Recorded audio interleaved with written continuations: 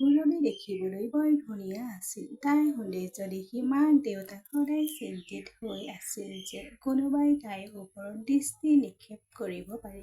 সেইবাবে মাক দেউতাকে তাইৰ বাবে ল'ৰা বিচাৰিবলৈ আৰম্ভ কৰিছিল যদিও তাই ইমান সোনকালে বিয়া হ'ব বিচৰা নাছিল। কাৰণ তাই ইতিমধ্যে কাৰোবাৰ প্ৰেমত পৰিছিল। তাই ৰমেশক ভাল পাইছিল আৰু তাকে বিয়া কৰাব বিচাৰিছিল যদিও মাক দেউতাকে এই সম্পৰ্কত অনুমোদন জনোৱা নাছিল। সুৰভিৰ মাক দেউতাকে তাইৰ বাবে এজন ধনী ল'ৰা বিচাৰি আছিল।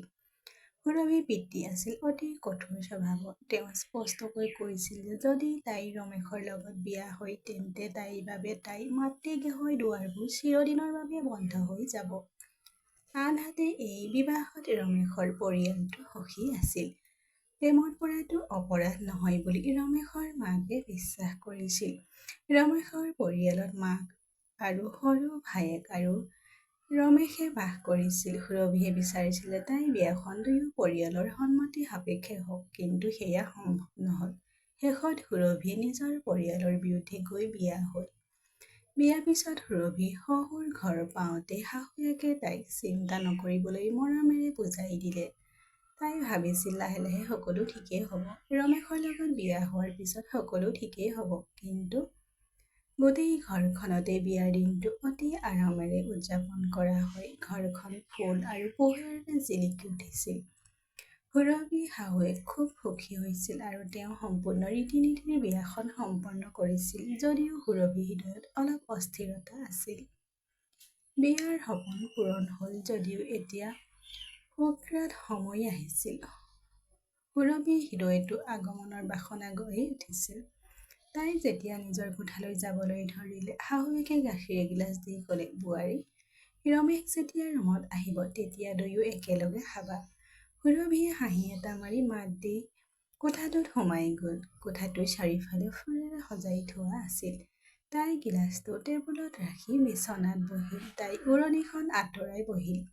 ৰমেশৰ লগত প্ৰেমৰ বিবাহ হ'লেও আজি তাই নাৰ্ভাছ অনুভৱ কৰিছিল। বিয়াৰ আগতে দুয়ো ঘণ্টাৰ পিছত ঘণ্টা কথা পাতিছিল যদিও আজি যেন কথাবোৰ হেৰাই গৈছে। তেনেতে ৰমেশ কোঠাটোলৈ সোমাই আহিল। তাক দেখি সুৰভিৰ হৃদয়ৰ স্পন্দন আৰু বাঢ়িল। ৰমেশ লাহে লাহে আহি সুৰভিৰ কাষত বহিল। তাইৰ হাত দুখন নিজৰ হাতত ধৰি সি ক'লে, কি হ'ল সুৰভি, আজি তুমি আৰু বেছি নাৰ্ভাছ যেন লাগিছে।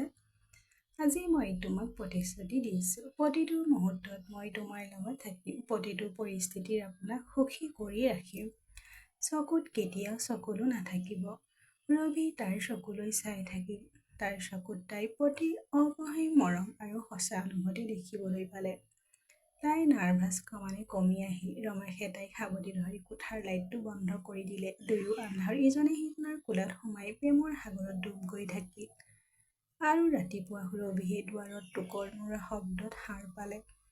তাইৰ শাহুৱেক বাহিৰত থিয় হৈ ক'লে, সুৰভি, ৰাতিপুৱা হ'ল, সোনকালে সাজু হৈ উঠা।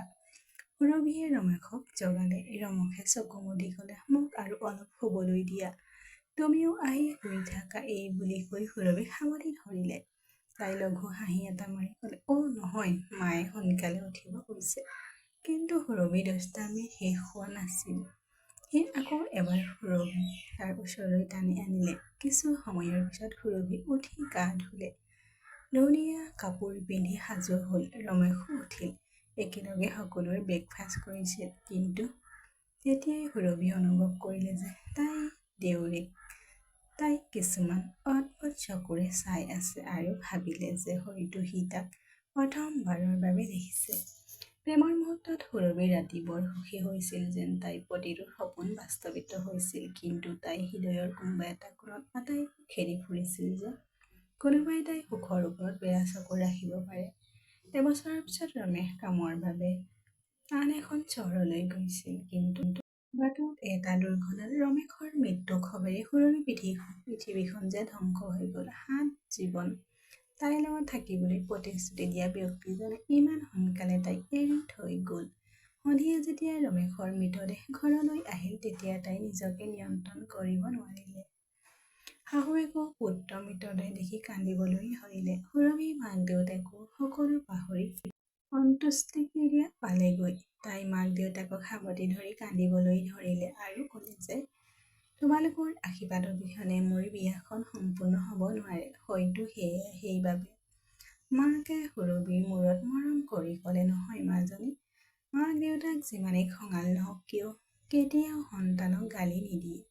এই সকলোবোৰ ঈশ্বৰৰ ইচ্ছা, যিটো কোনেও সলনি কৰিব নোৱাৰে। তাৰ পিছত এনেকৈ এসপ্তাহ পাৰ হৈ গ'ল আৰু সুৰভি মাক দেউতাক আকৌ এবাৰ তাইক ঘৰলৈ আহি তাইক লগ কৰিবলৈ আহিল। তেনেতে সুৰভি মাক দেউতাকক লগ কৰিবলৈ নিজৰ কোঠাৰ পৰা ওলাই আহি মাক দেউতাকৰ ফালে গৈ থকা অৱস্থাত হঠাৎ মূৰ ঘূৰোৱা যেন লাগিল আৰু অজ্ঞান হৈ পৰিল। তাই যেতিয়া চকু মেলিলে, তাই নিজকে হস্পিটেলত পালে। চেতনা ঘূৰি অহাৰ লগে লগে ডাক্তৰে তাইক দেখি ক'লে, আজিৰ পৰা তুমি স্বাস্থ্যৰ অধিক যত্ন ল'ব লাগিব, কাৰণ এতিয়া আপুনি মাতৃ হ'বলৈ গৈ আছে। এই খবৰটো শুনি তাই সুখী হ'ব লাগে নে দুখী হ'ব লাগে সেইটো বুজিব পৰা নাছিল। প্ৰথমতে তাই সুখী হৈছিল যদিও তাৰ পিছত তাই গৰ্ভস্থান সন্তানটোৱে দেউতাকৰ সমৰ্থন নাপাব বুলি ভাবি দুখী হৈছিল। এই খবৰ পাই সুৰভি মাক দেউতাকো দুখী যেন লাগিছিল যদিও শাহুৱেক এই খবৰ পাই বৰ আনন্দিত যেন লাগিছিল। শাহুৱেকে তাইক ক'বলৈ ধৰিলে যে এই সন্তানটো মোৰ ল'ৰাৰ শেষ চিন, গতিকে তুমি নিজৰ আৰু আহিবলগীয়া সন্তানৰ ভাল যত্ন লোৱা উচিত। তাৰ পাছত তাইক হস্পিটেলৰ পৰা ঘৰলৈ অনাৰ শাহুৱেকে তাইক আকৌ এবাৰ খুব ভালকৈ আদৰণি জনালে।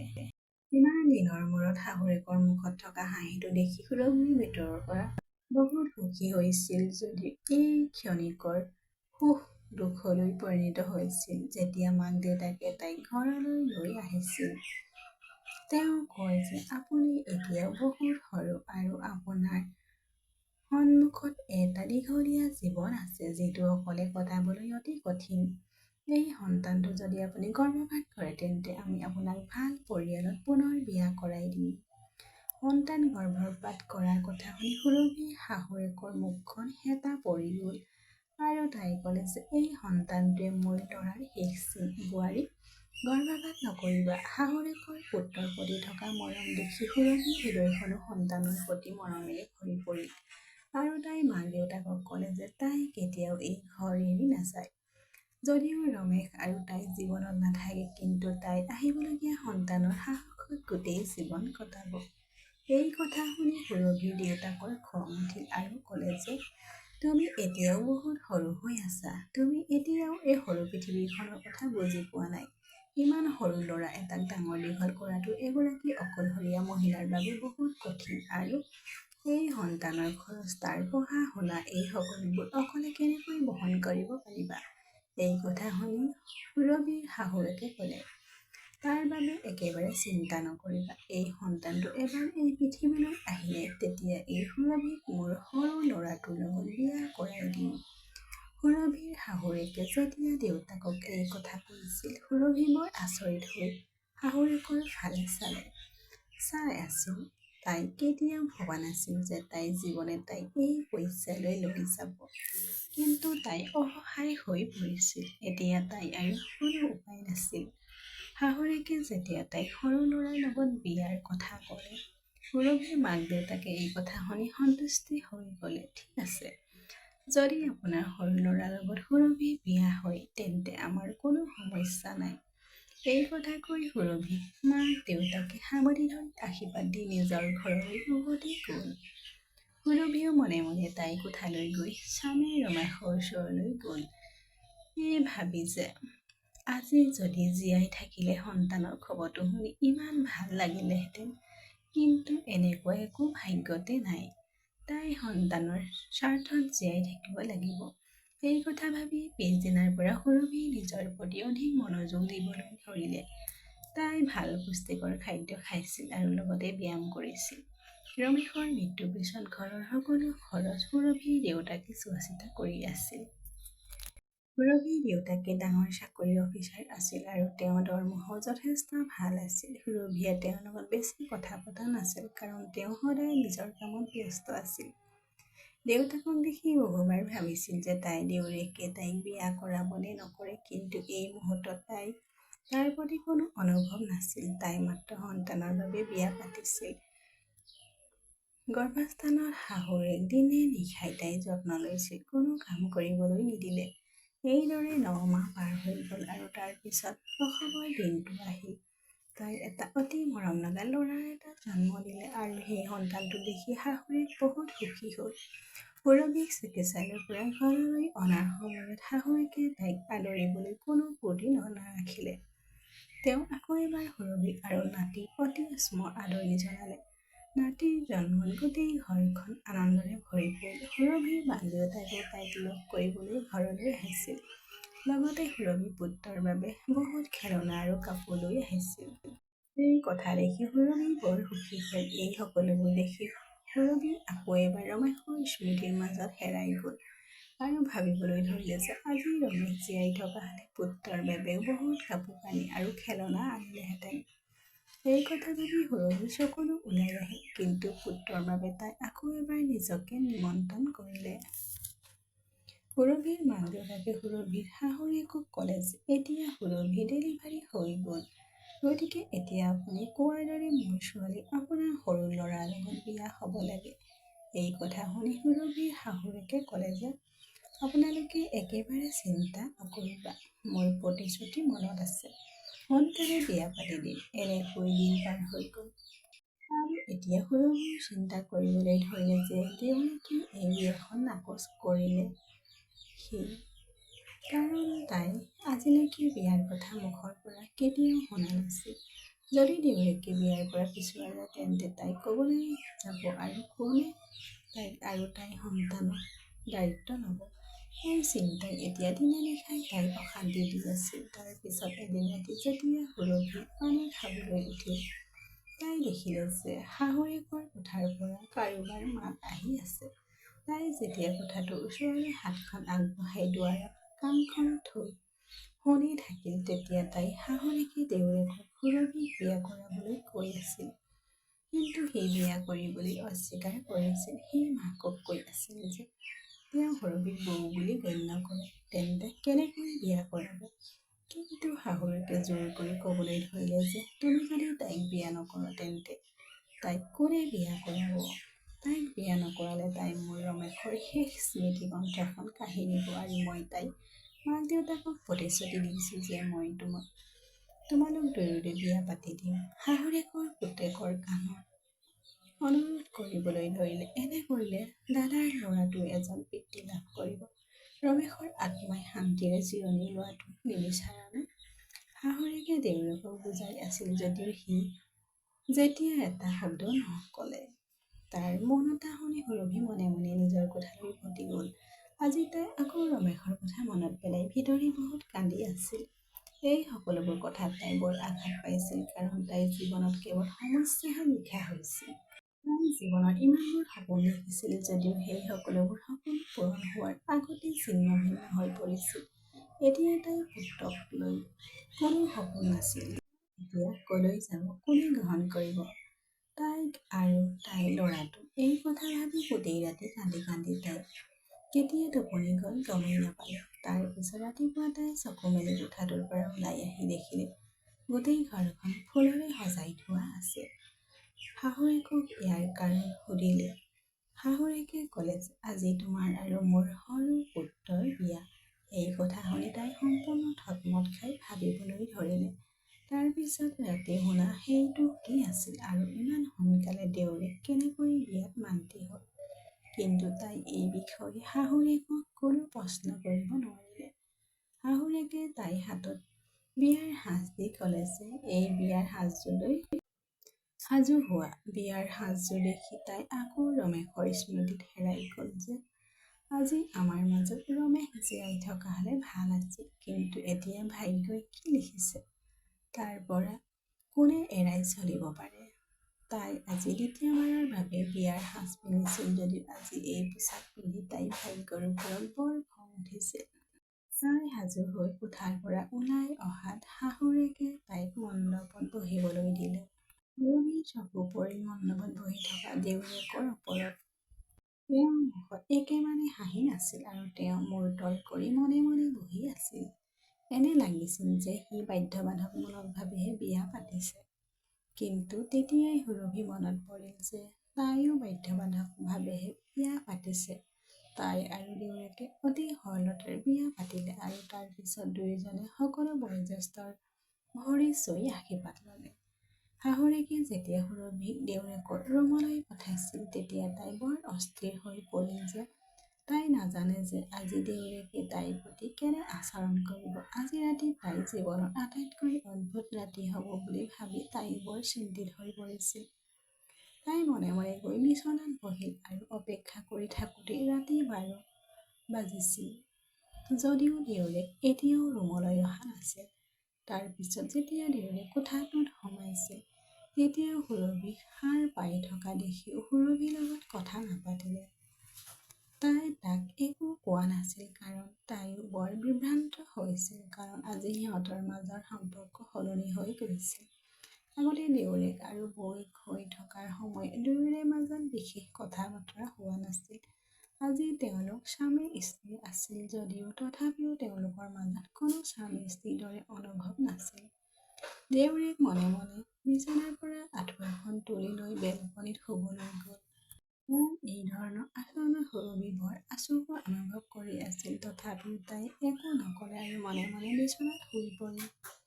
ৰাতিপুৱা তাই চকু মেলি দেখিলে ইতিমধ্যে দেউৰেক কোঠাটোৰ পৰা ওলাই গৈছিল। তাই জানিছিল দেউৰেক এই সম্পৰ্কটো মানি লোৱাটো বৰ কঠিন হ'ব। কিন্তু একে সময়তে তাই বিশ্বাস কৰিছিল যে এনেকৈ কথা নকলে কোনো সমাধানৰ পোৱা নাযায়। ৰাতিপুৱা সাৰ পোৱাৰ লগে লগে সুৰভিৰ শাহুৱেকে ল'ৰাটোক হাতত দি ক'লে যে বেটাই গোটেই ৰাতিটো আৰামত শুইছিল যদিও ৰাতিপুৱা সাৰ পোৱাৰ লগে লগে সি কান্দিবলৈ ধৰিলে। তাই শাহুৱেকক ক'লে যে হয়তো তাৰ ভোক লাগিছে আৰু তাৰ পিছত তাই লগে লগে পুত্ৰক বুকুত সাবটি ধৰি গাখীৰ খুৱাবলৈ ধৰিলে। পুতেকক খুৱাই থাকোঁতে দেউৰেকে কোঠাটোত সোমাইছিল। তেতিয়া তাই পুত্ৰক তাইৰ পৰা আঁতৰাই লৈছিল। হয়তো তাই নিশ্চয় লাজ অনুভৱ কৰিছিল কাৰণ ইয়াৰ আগতে তাই তাৰ সন্মুখত কেতিয়াও এনেকুৱা অৱস্থা হোৱা নাছিল। সিও মূৰ তল কৰি বহিলে।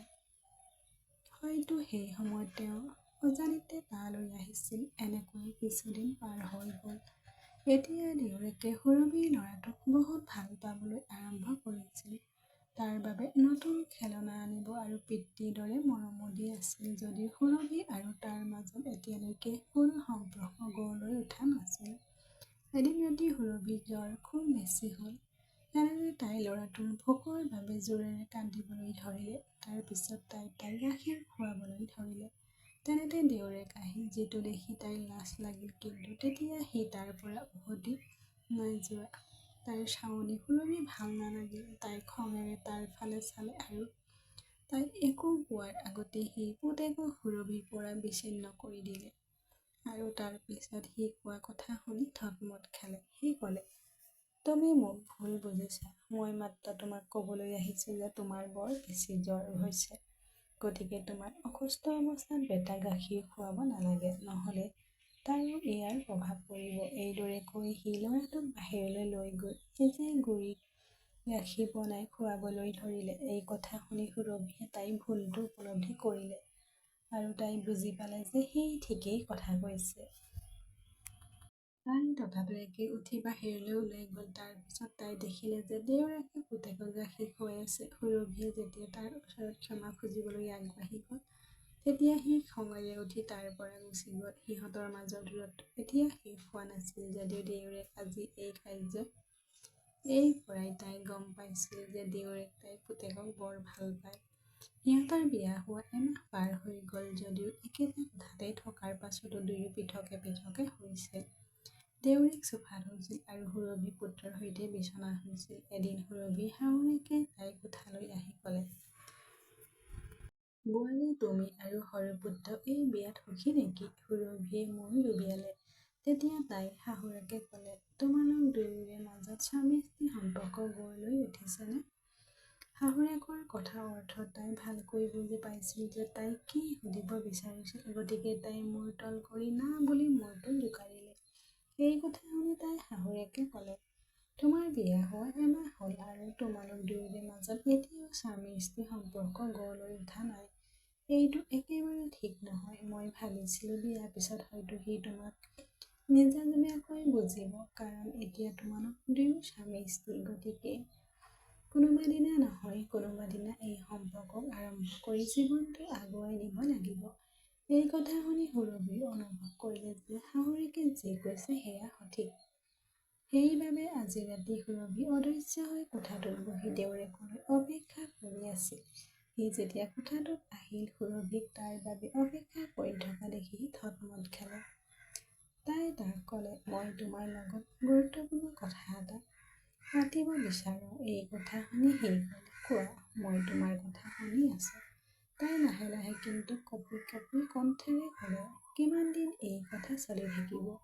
কিমান দিনলৈ আমি ইজনে সিজনৰ পৰা পলাই গৈ থাকিম? বিয়া হোৱা সম্পূৰ্ণ এমাহ হ'ল, কিন্তু এতিয়ালৈকে আমাৰ মাজত স্বামী স্ত্ৰীৰ সম্পৰ্ক নাই। মাও এই কথাকে প্ৰতি মুহূৰ্ততে চিন্তিত হৈ থাকে। তাই এই কথা শুনি দেউৰেকৰ মুখখন খঙত ৰঙা হৈ পৰিল। ডাঙৰ মাতেৰে ক'লে, মই এই বিয়াখন কেৱল মাৰ জোৰতহে কৰিলোঁ, যাতে তুমি বেটাক তাৰ পৰা আঁতৰাই নিনিবা। সুৰভিয়ে তাৰ হাতখন ধৰি তেওঁক পতিয়ন নিয়াবলৈ চেষ্টা কৰিলে, কিন্তু সি হাতখন জোকাৰি দিলে আৰু ক'লে, আৰু কেতিয়াও মোক চুবলৈ চেষ্টা নকৰিবা। মই এই বিয়াখন কৰিলোঁ কেৱল মোৰ দাদাৰ ল'ৰাটোৰ বাবে কৰিছোঁ, যাতে মই তেওঁক এজন পিতৃ মৰম দিব পাৰিম। কিন্তু মই কেতিয়াও আমাৰ সম্পৰ্কক আগুৱাই নিব নোৱাৰোঁ। এই কথা কৈ সি খঙত কোঠাটোৰ পৰা ওলাই আহিল। কিন্তু এই সকলোবোৰ শুনি দুৱাৰৰ ওচৰত থিয় হৈ থকা মাকে তাৰ হাতত ধৰি নিজৰ কোঠালৈ লৈ গ'ল। আনহাতে সুৰভি কোঠাটোত অকলে বহি আছিল। চকুৰ পৰা চকুলো বৈ আহিছিল। মাত্ৰ এটা প্ৰশ্ন তাইৰ হৃদয়ত প্ৰতিধ্বনিত হৈছিল, এয়াই নেকি তাইৰ ভাগ্য? বহুদেৰি এনেদৰে চকুলো বৈ থাকিল। তাৰ পিছত তাই চকুপানী মচি মনতে এটা ডাঙৰ সিদ্ধান্ত লৈছিল যে এতিয়া মই আৰু এই সম্পৰ্কটো পূৰণ কৰিব নোৱাৰিম। বিবাহ বিচ্ছেদ লৈ মই নিজকে আৰু দেউৰেকক এই বন্ধনৰ পৰা মুক্ত কৰিম। তাই জানিছিল যে এই সিদ্ধান্তই তাইৰ জীৱনত বহু অসুবিধা আৰু প্ৰত্যাহ্বান কঢ়িয়াই আনিব, কিন্তু এতিয়া তাই প্ৰতিটো প্ৰত্যাহ্বানৰ সৈতে যুঁজিবলৈ সাজু হৈ উঠিছিল। এনেকৈয়ে বহি থাকোঁতে তাই নিজেই গম পোৱা নাছিল যে কেতিয়া ৰাতি ২ বজায়। দেউৰেক কোঠাটোলৈ উভতি আহোঁতে সুৰভিয়ে লাহে লাহে কিন্তু দৃঢ় মাতেৰে ক'লে যে কাইলৈ আমি বিবাহ বিচ্ছেদ প্ৰক্ৰিয়া আৰম্ভ কৰিম, যাতে তুমি এই বাধ্যবাধকতাৰ পৰা মুক্তি পায় আৰু ময়ো মোৰ ল'ৰাৰ লগত জীৱনটো কটাব পাৰোঁ। এই কথা শুনি দেউৰেক খন্তেক সময়ৰ বাবে স্তম্ভিত হৈ পৰিল। তাৰ পিছত একো নোকোৱাকৈ সুৰভিৰ ওচৰলৈ আহি তাইক বিচনাত বহিবলৈ দিলে আৰু সি তাইৰ ভৰিৰ ওচৰত বহিল। চকুৰ পৰা চকুলো ওলাই আহিল। মোক ক্ষমা কৰিব সুৰভি, মোৰ এটা ডাঙৰ ভুল হৈছে।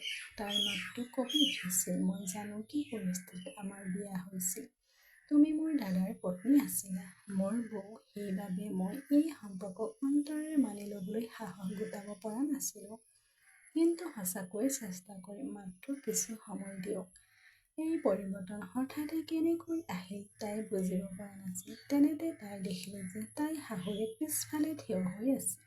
শাহুৱেকে আগবাঢ়ি আহি সুৰভিৰ হাতত ধৰি আৱেগিক মাতেৰে ক'লে, বোৱাৰী, মোৰ ভুল আছিল। ইয়াক এবাৰ সুযোগ দিয়া। ভৱিষ্যতে আপোনাৰ কোনো অভিযোগ নাথাকিব বুলি প্ৰতিশ্ৰুতি দিছোঁ। দেউৰেকে সুৰভিৰ হাতত ধৰি ক'লে, মই যি কৰিলোঁ তাক লৈ লাজ লাগে। মাত্ৰ মোক অলপ সময় দিয়ক। মই তোমাৰ আস্থা ঘূৰাই পাম। মই জয়ী হ'ব বিচাৰোঁ। তাৰ চকু দুটা চকুলোৰে ভৰি পৰিল। সি ক'লে, ককায়েকক ৰমেশৰ স্মৰণ কৰি আজি ৰমেশ জীয়াই থকা হ'লে ভাল আছিল। তেতিয়া হয়তো আমি এই দিনটো কেতিয়াও দেখা নাপালোহেঁতেন। আমি সকলোৰে সুখী হ'লোহেঁতেন। ৰমেশৰ নাম শুনি সুৰভিৰ চকুতো চকুলো আহিল। তাই নিজকে অলপ নিয়ন্ত্ৰণ কৰি ক'লে, ঠিক আছে, মই তোমাক এটা সুযোগ দিম, কিন্তু সেই সময়লৈকে আমি সক্ষম নহ'ম পতি পত্নীৰ সম্পৰ্ক সম্পূৰ্ণৰূপে গ্ৰহণ কৰক। তেতিয়ালৈকে আমি অন্ততঃ বন্ধুত্বৰ সম্পৰ্ক বজাই ৰাখিব পাৰোঁ। শাহুৱেকে সুৰভিৰ কপালত চুমা খাই ক'লে, সুখী হোৱা পিতৃ, এইটোৱেই মই তোমাৰ পৰা আশা কৰিছিলোঁ। কেৱল মোৰ সন্তানসকলেহে সুখী হোৱা উচিত। মোৰ ৰমেশৰ সেই স্মৃতিটো থাকিব লাগে মোৰ লগত। মই ইয়াতকৈ বেছি একো নিবিচাৰোঁ। এই কথা কৈ তাই হাঁহি হাঁহি তাই নিজৰ ৰুমলৈ গ'ল আৰু সৰু পুত্ৰ সুৰভি নিজৰ ৰুমত শুই থাকিল। বন্ধু বান্ধৱীসকল, কাহিনীটো শুনি ভাল লাগিলে লাইক, কমেণ্ট, শ্বেয়াৰ আৰু ছাবস্ক্ৰাইব কৰি দিব। ধন্যবাদ।